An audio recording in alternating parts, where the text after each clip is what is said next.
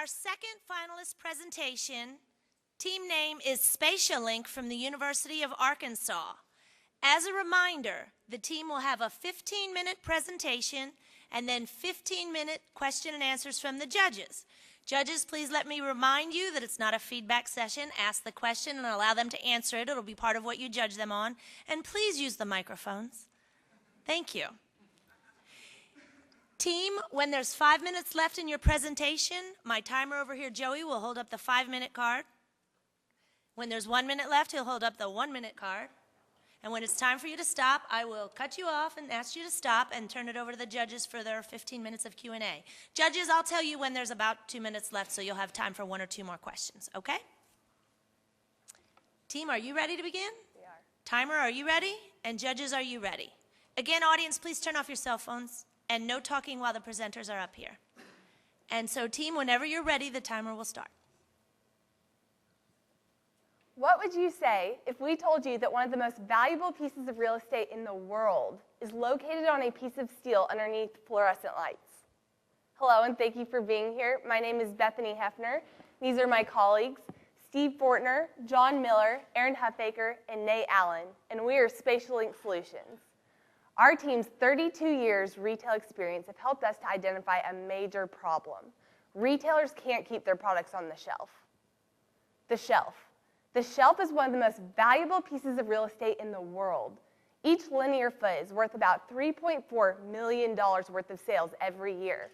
To be given any amount of space on this valuable piece of property is one of the most coveted rights to product manufacturers today. One would think that such a valuable piece of property would be incredibly well managed. However, this is not the case. This is an image that was taken at a local Louisville retailer yesterday. As you can see, there are many empty shelves.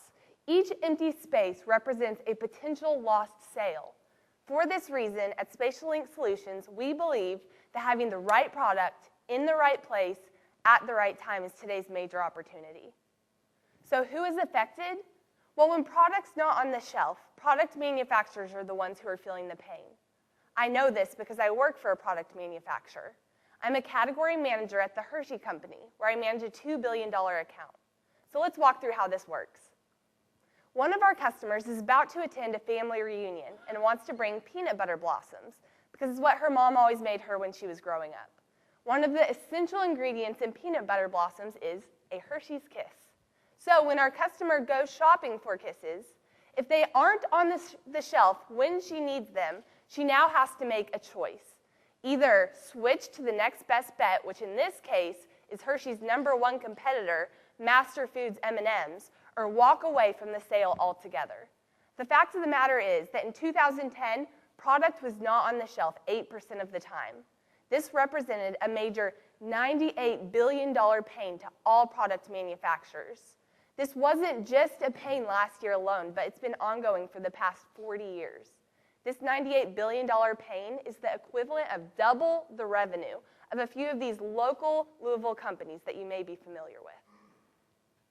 So, to prevent this from happening, product manufacturers today use space planning tools. These tools make decisions based on sales. So, in this example, if Hershey's Kisses did the most amount of sales last year, they're given the most amount of space on the shelf. However, there's a major flaw in the system.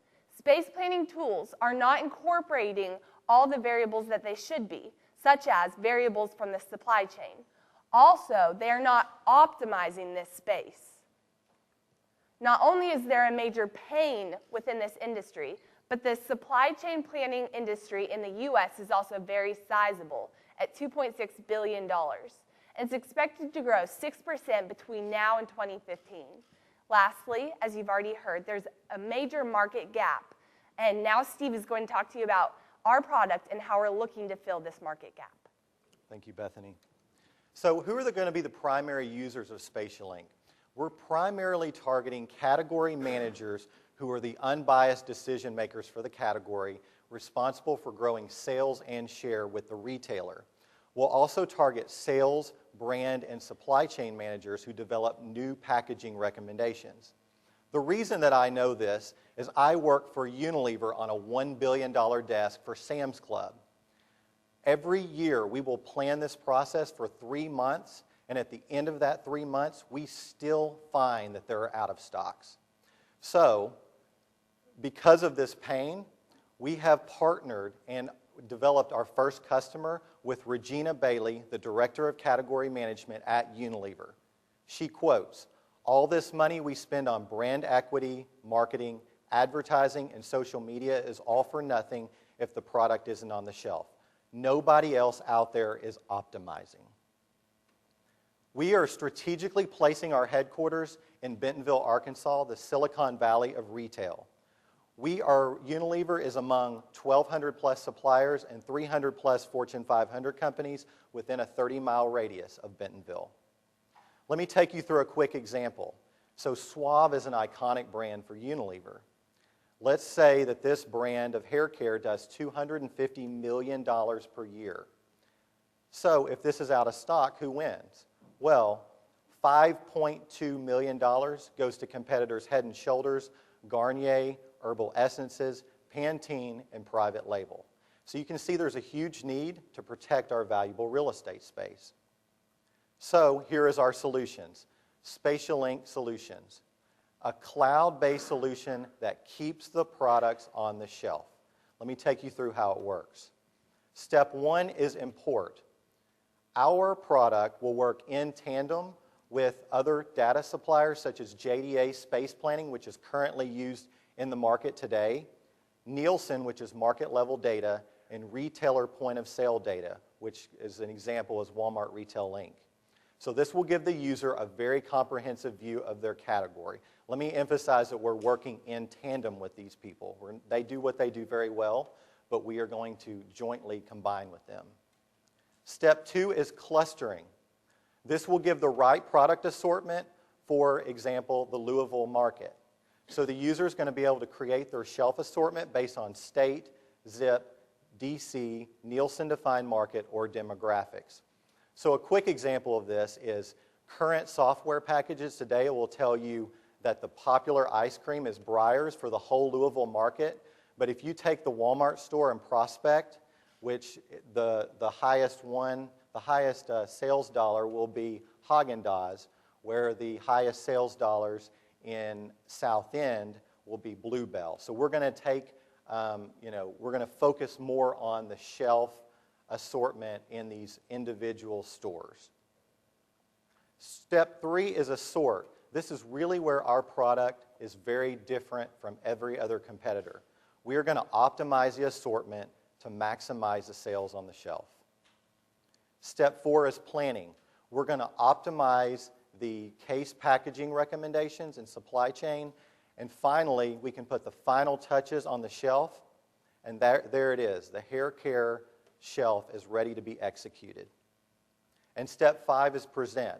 We're going to be able to have pre-made charts and graphs so the user can easily be able to present this on their tablet or PC. So what we've done is if there are lost sales and no products on the shelf, then we have lost customers, which means lost sales. But we're going to optimize the shelf, and we're going to increase those sales and market share for the supplier. We're also going to optimize the case packaging part. So we're going to be able to tell the user exactly how many products should go in that pack. We're also going to optimize the process. So right now it's a 30-plus step complex process, and it's going to go to 5 easy steps. And finally, we're going to give the right product assortment in the right market, which means increased customer satisfaction. So we're giving back the product manufacturers time and money. Our competitive landscape consists of, you can see the entire supply chain from beginning to end. On one end, we have those tools that really focus in on sales and increasing sales, such as Shiloh and JDA Space Planning.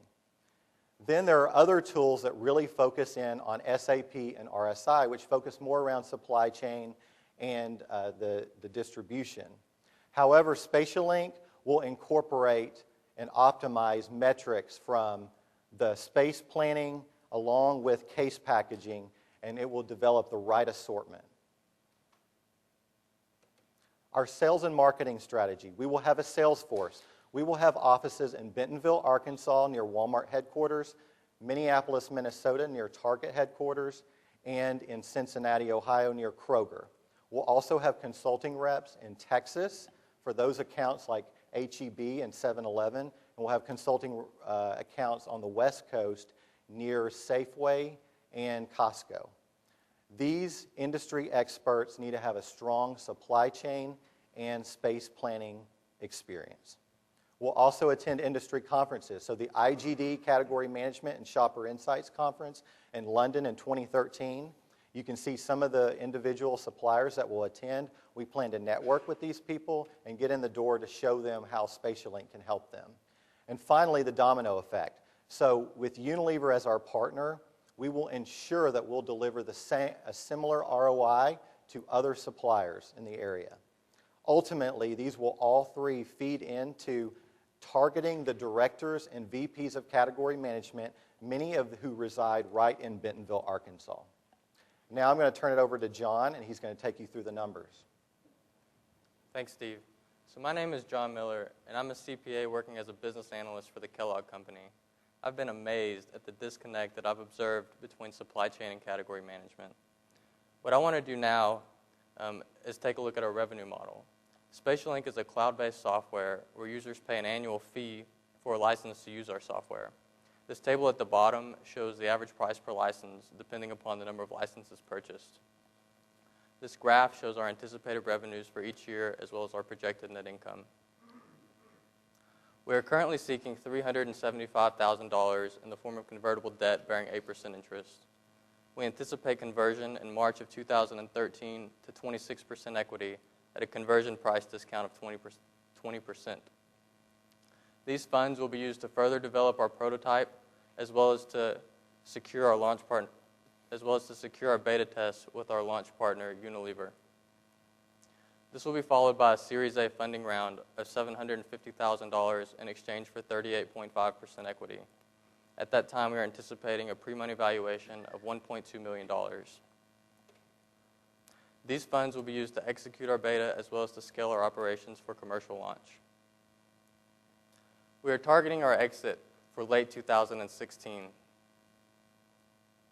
Due to the industry trending towards software delivered as a service, companies should be interested in acquiring SpatiaLink and our cloud-based trade secret technology.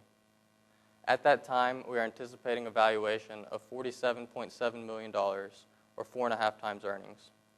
As a comparison for our valuation, i2 Technologies was acquired by JDA for 5.5 times earnings, or $600 million in 2010. A $47.7 million valuation provide a 31x return for our seed investors and a 24x return for our Series A investors. And now Aaron is going to share with you a little bit more about our management team. Thank you, John. Hi, I'm Aaron Huffaker, and I'm the CEO of SpatiaLink. I spent 8 years working at Walmart, culminating in managing their Thanksgiving holiday flow. We increased sales 6% and took average store inventory down 28%. Having focused on supply chain optimization, I know what pain the product manufacturers are feeling today in the retail supply chain and how the solution that we are going to provide is going to help solve for that pain that they feel today.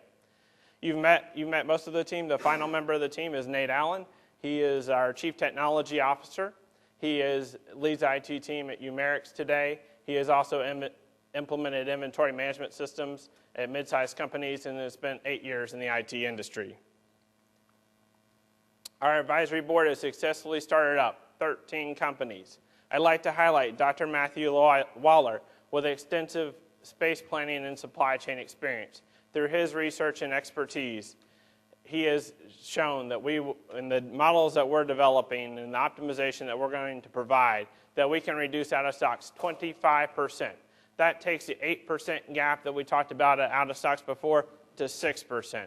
That's huge money to these product manufacturers. I'd also like to highlight Jeff Amrine, our technology advisor who's held key positions in technology companies ranging from Fortune 500 to startup. Our timeline, so currently we have our prototype vision mapped. We also have our partnership with Unilever, as Steve talked about. And by 2013, we're going to start bringing customers on board. And then in between then and the exit, we will have conferences to get user feedback to continue as we continue rolling out new releases of the product. In 2016, we're targeting our exit with about 280 customers on board. So why invest? We've brought together the right team. We've pulled together what we believe is the right technology to solve for this solution. We're developing it. And then finally, it's a huge market huge pain in the market. And so the final thing we need is the funding. And that's why we're here to talk to you. We encourage you to invest in SpatiaLink. We're now open for questions.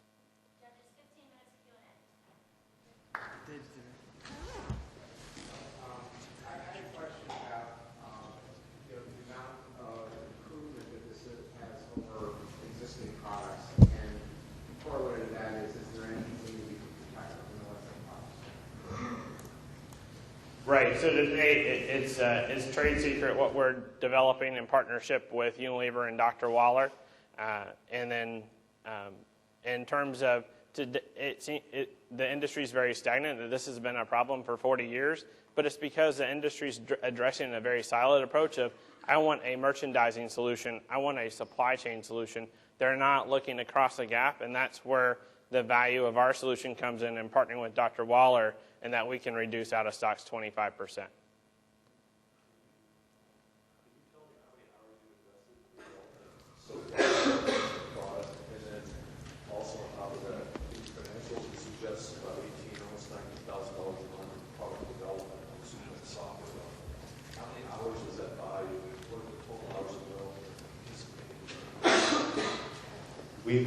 We've mapped the prototype, and we have spoken with outsourcing partners, and we have also identified the key metrics that would be needed to be programmed. As far as the financial question, I think what he was asking is the number of hours that we've allocated. Oh, the number we've allocated to the project?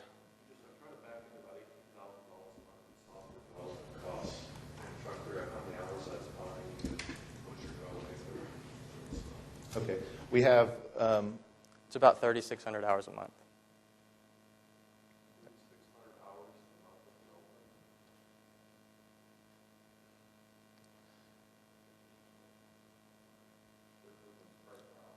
$50.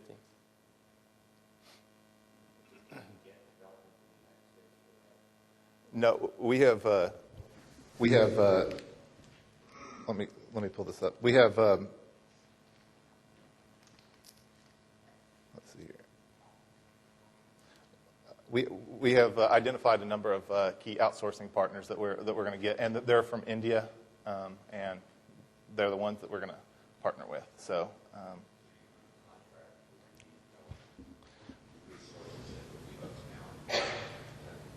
We've spoken with and received quotes. Yeah, I have several questions about pricing. Is that a license, software as a service model, is it a license with a common category, or the number So how that's done? It's the price per license, so the price per user. Per user.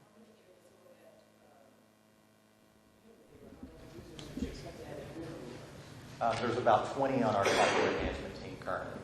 Okay, so one per person on the category management team. Yes. So it's by category. And then Yes. Okay, that's all. And that's just on the Walmart team. Yes. Yes, of course. Okay. How many licenses, I don't know that it's clear in here, how many licenses you would expect to have by 2016? There was a, Nate, if you wouldn't mind going to the table.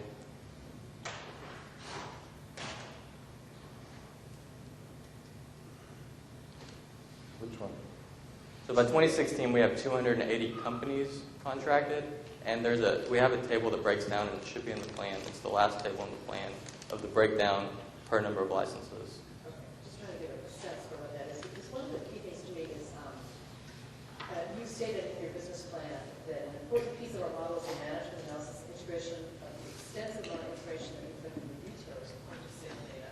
Now, beginning everything specific to a particular company, number one, will retailers allow you to have access to all of that data?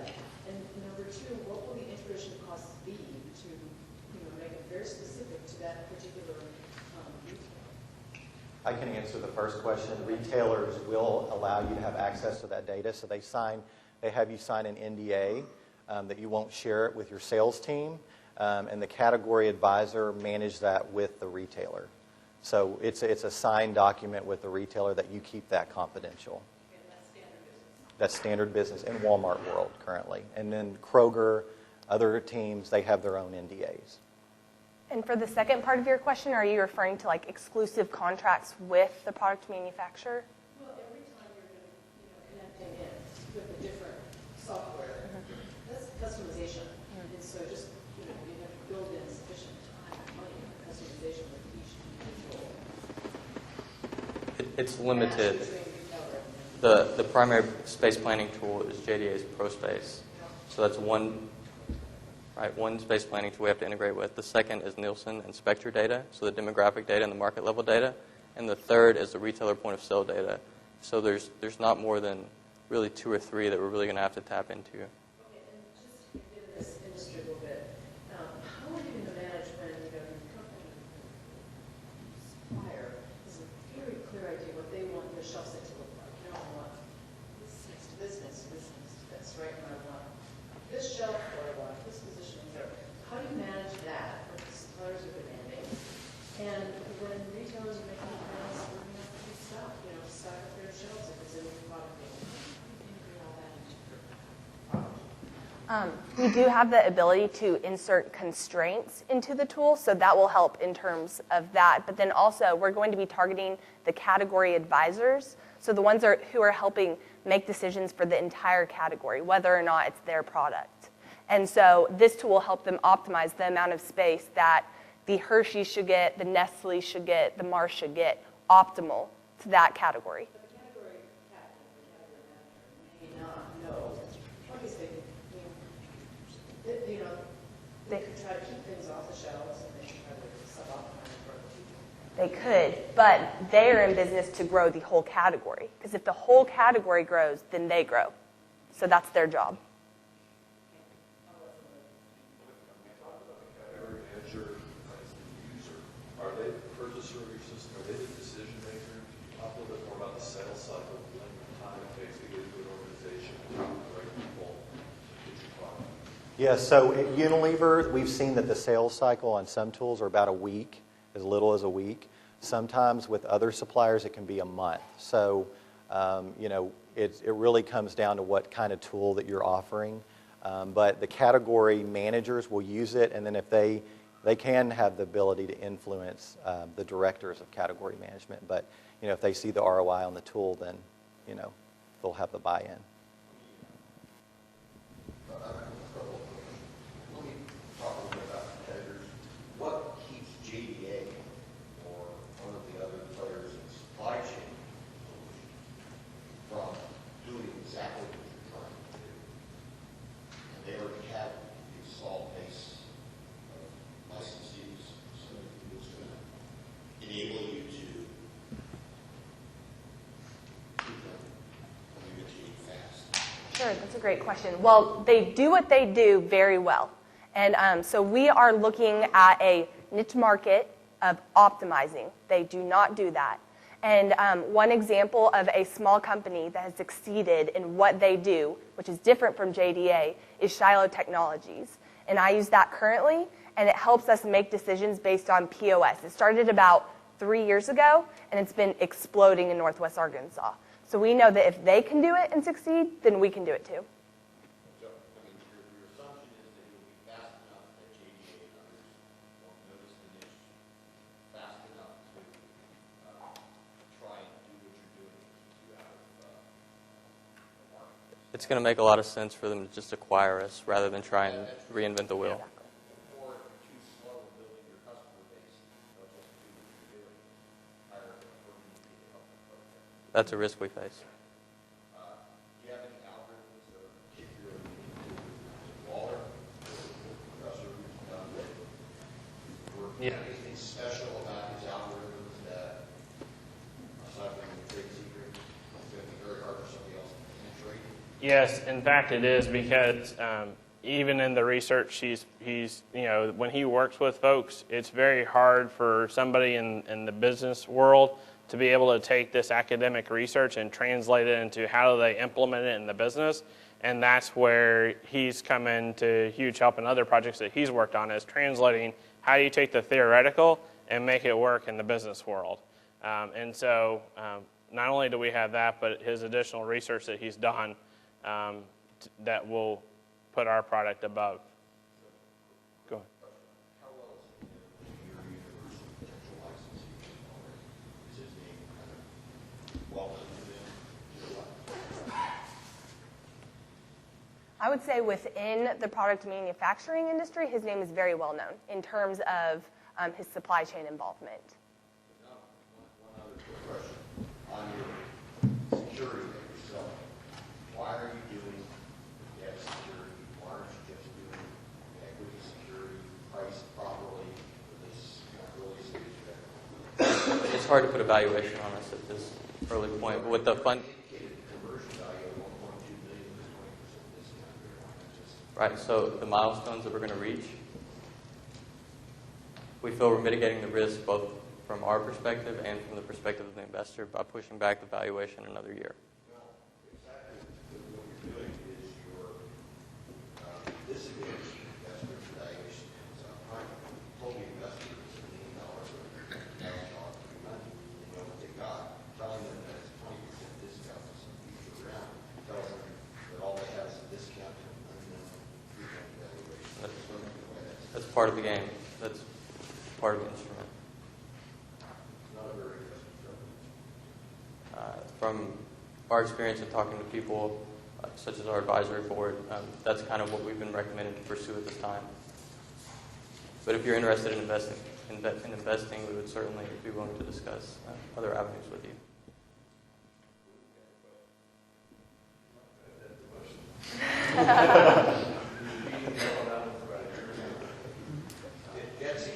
I understand your point. I do. Looking at your business plan, I noticed that your sales starting, professional sales starting until 2013, but usually how you support sales support, so you don't account managers or sales associates or anything at that point. So we're already in the process of pre-selling. We've negotiated our partnership with Unilever. We've spoken with a member of the Dean Foods company. We're hitting the pre-sales track pretty hard right now.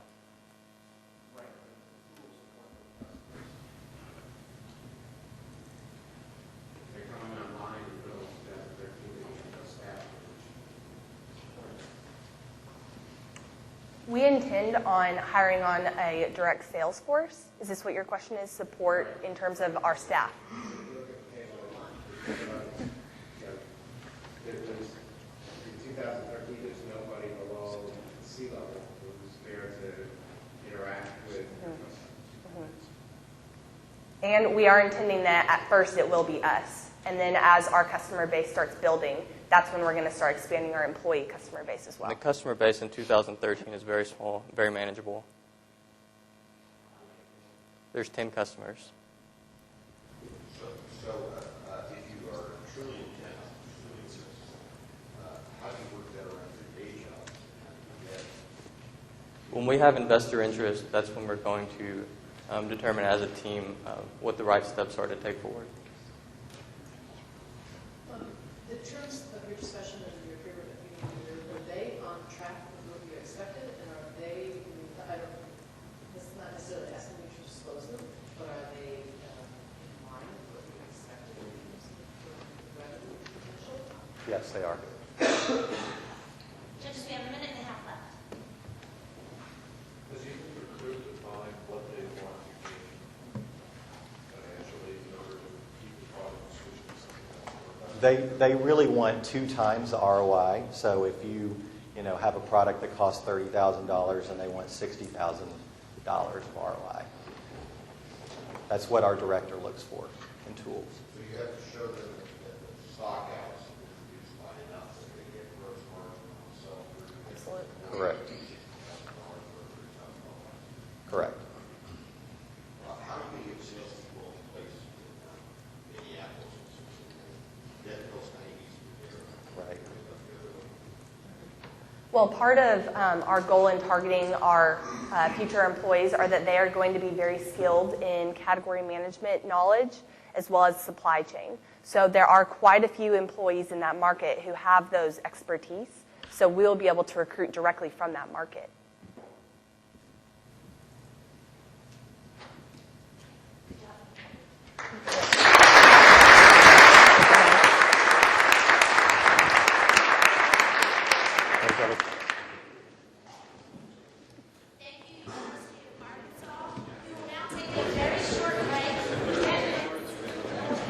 Presentations promptly at 3:35. Thank you.